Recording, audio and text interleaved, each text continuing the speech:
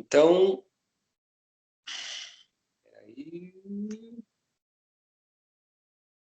oficialmente agora começando mais uma sessão de prática e estudo da Cassina do Fogo, do livro da Cassina do Fogo, por Shannon Stye e Daniel M. Ingram, que é esse livro sobre esse retiro de 20 e poucos dias dessa mulher chamada Shannon, praticando essa técnica do budismo Theravada, chamada Cassina, e desenvolvendo os estágios de concentração, que são chamados de jhanas na tradição do Theravada.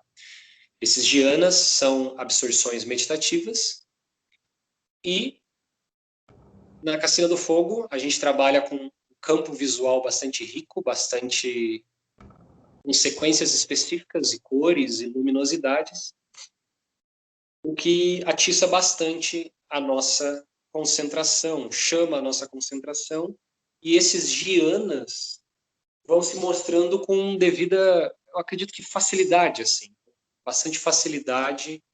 Se você insiste em praticar e está ali calmo, solto, relaxado, esses jhanas se mostram, porque a sua mente vai, você botando a mente para funcionar, ela vai olhando para ela mesma e vai se mostrando para você, sabe? Então, a Cassina parte desse campo visual que pode chamar bastante a nossa atenção e fazer essa concentração ocorrer. Então, a gente vai continuar falando dos dias, né? Hoje a gente vai entrar no dia 5 do livro. O livro é dividido em dias, né? Ao invés de capítulos.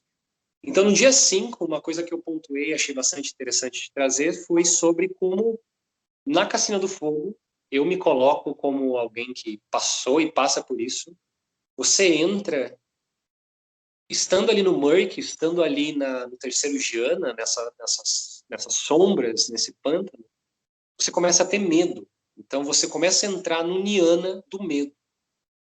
Então, imagine que você está um tempo ali naquela coisa difusa, sombria e nevoada, sem centro, né, para focar, apenas laterais.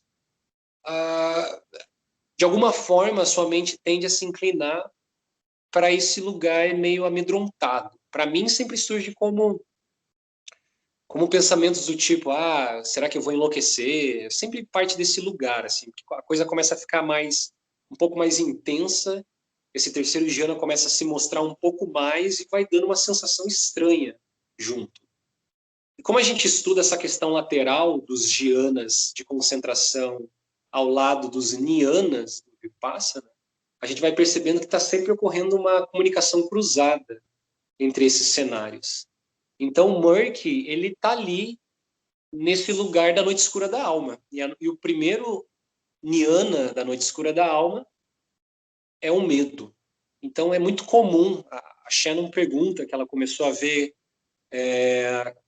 criaturas na mente dela se formando e aquilo ali deixou ela um pouco amedrontada, né?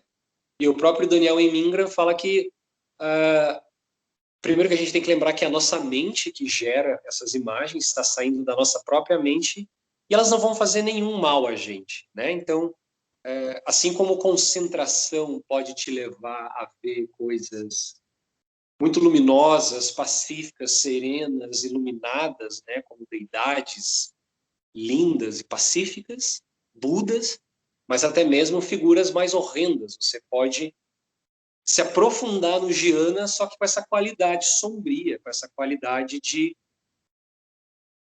bad trip, né? A gente não pode ter medo de falar, esses lugares de bad trips mesmo, né? O pessoal do budismo pragmático, eles têm muito esse foco em trazer essa preocupação em divulgar de que meditação pode ser perigosa também. Pode ser perigoso para o teu campo psíquico, pode ser perigoso para a tua personalidade, se você não estiver atento, né? Se você não estiver ali com uma comunidade, se você não estiver indo com calma, se você não tiver ali uma série de lógicas e raciocínios prévios para não romantizar tanto a prática e gerar ali, enfim, uma hipervalorização, enfim, tem todo um jogo de cintura para entrar nesse lugar de praticar profundamente, ir para retiros e, vamos dizer assim, completar o progresso, né? Porque a prática do budismo Theravada consiste nisso. Então, o ideal do Arahat é aquele que está batalhando para despertar para o último estágio e completar o protocolo do Buda inteiro, né? Completar o Dharma, vamos dizer assim. E nesses cenários vai aparecer essas questões de medo que provavelmente vão ter relação com o teu campo psíquico, com a tua história passada, com as suas memórias e coisas do tipo. E a ideia é localizar, né? Perceber o que ali é um jnana, dukkha jnana, um jnana do sofrimento, continua concentrando no aspecto visual desse jnana, porque você está na cassina, ou até mesmo pode trocar e começar a trabalhar com Vipassana, né? Então, tá, eu me percebi aqui muito na Noite Escura da Alma e ela está puxando muito a minha concentração, eu não estou conseguindo focar no campo visual, então talvez seja um momento de trocar e desconstruir essa realidade através da ótica do insight do Vipassana, né? Ou continuar no campo visual e fruir, vamos colocar assim, no quarto jhana, que é o jhana mais luminoso, neutro, com muita equanimidade, né? Equanimidade é uma palavra extremamente importante nesse nosso estudo, porque é uma qualidade meditativa de alto nível, que aparece em estágios elevados de concentração e em estágios de vipassana elevados, que é a saída da noite escura da alma. Então, olha que interessante, você está ali, essa visão lateral, né? Você está no terceiro jhana, vai surgir numa noite escura da alma, um medo, uma miséria, um desgosto, você vai passando por essa jornada sombria. Se você continua a concentrar, você entra no quarto jhana, e você entra num lugar de equanimidade, neutralidade.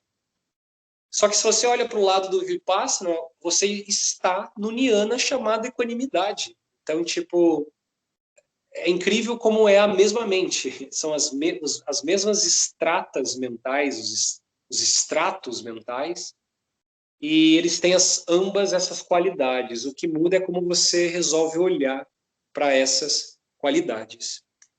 Então, eu achei bastante interessante essa questão aí do Jnana, dos Dukkha-jnanas aparecer no Merck, provavelmente eles irão aparecer.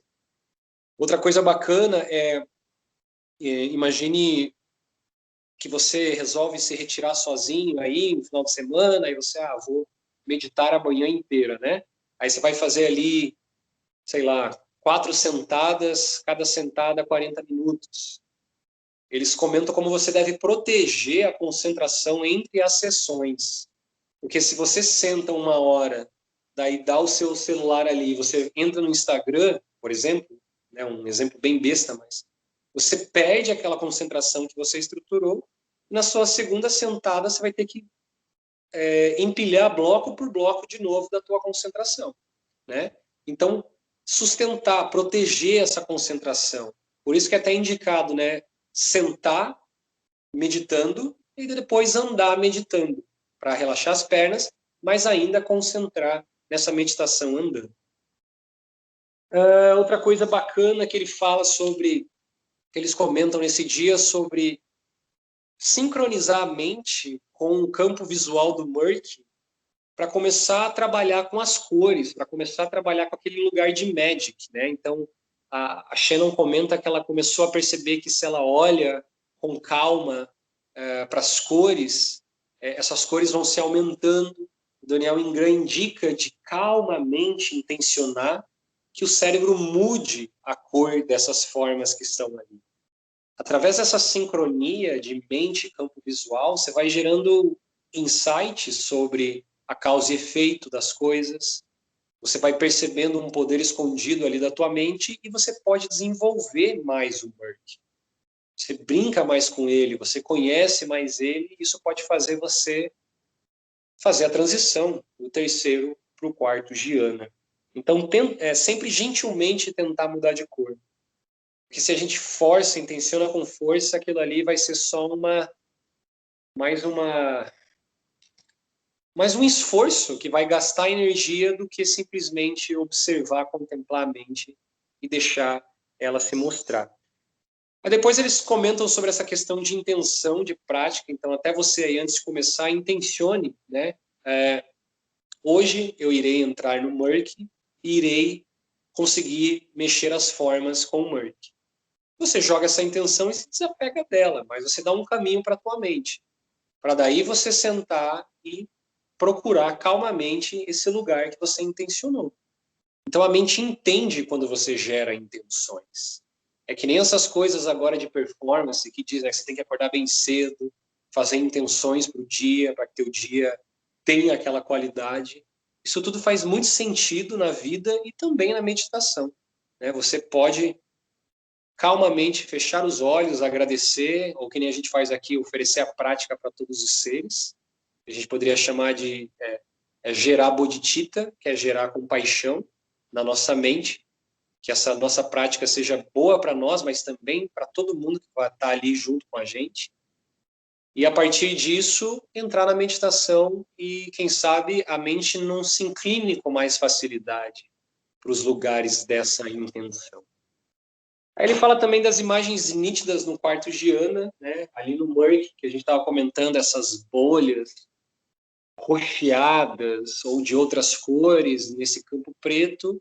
Só que quando entra o quarto Jhana, é como se, tipo, do nada você conseguisse estática para a tua TV HD e a imagem apareceu de uma forma muito luminosa e a sensação que você tem é de tipo neutralidade em relação a qualquer controle sobre essa imagem.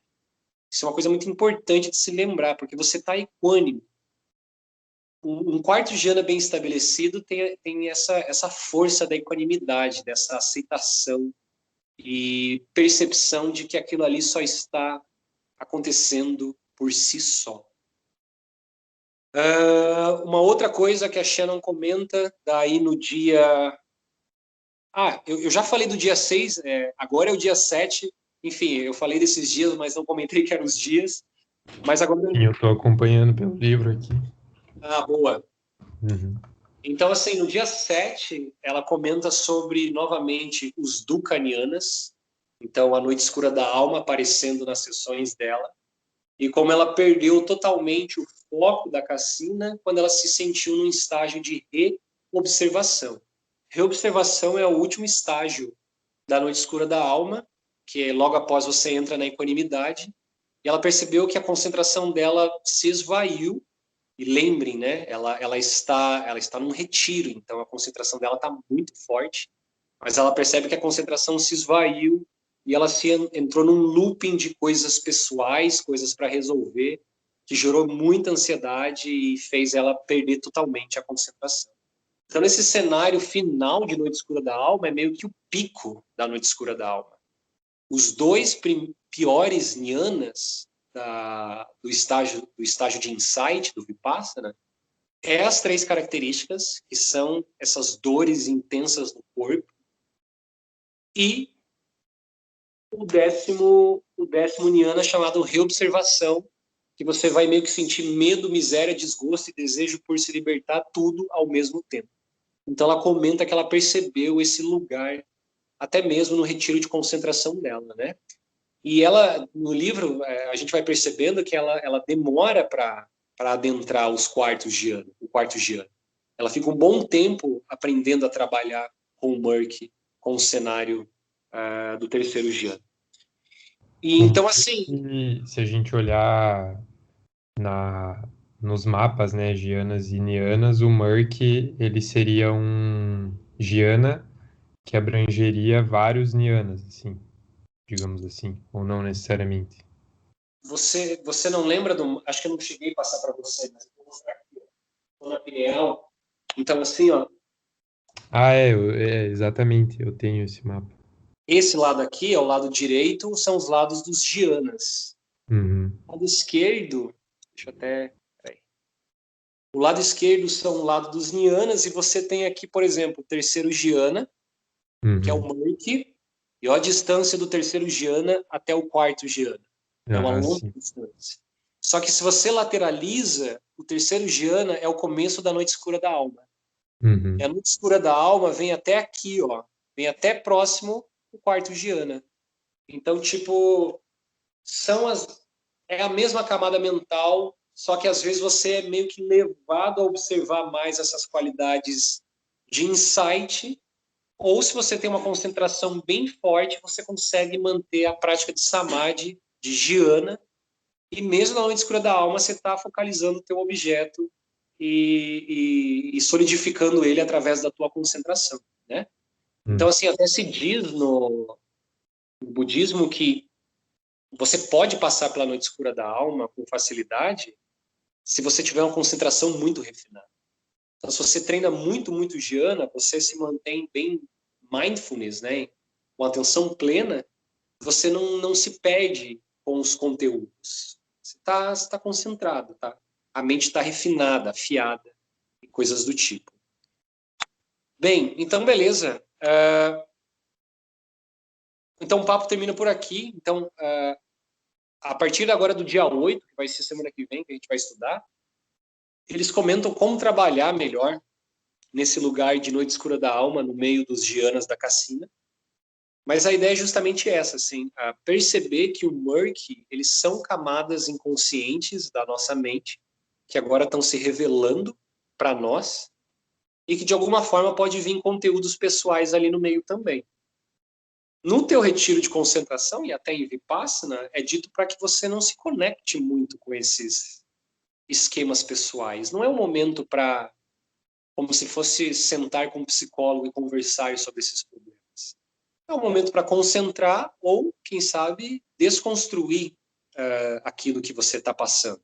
Só que se aquilo te pega demais, você tem todo o direito de parar também, abrir os olhos, né? Tipo, às vezes esses lugares podem ser intensos também. Então a gente tem que tomar muito cuidado e lembrar que meditação em doses mais altas e às vezes até mesmo em doses curtas podem assustar, podem machucar, podem levar a gente para uns lugares bastante assustadores das nossas próprias mentes.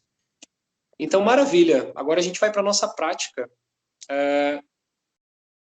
Agora são 7h50. Beleza. Eu acho que eu vou parar aqui a gravação. Peraí.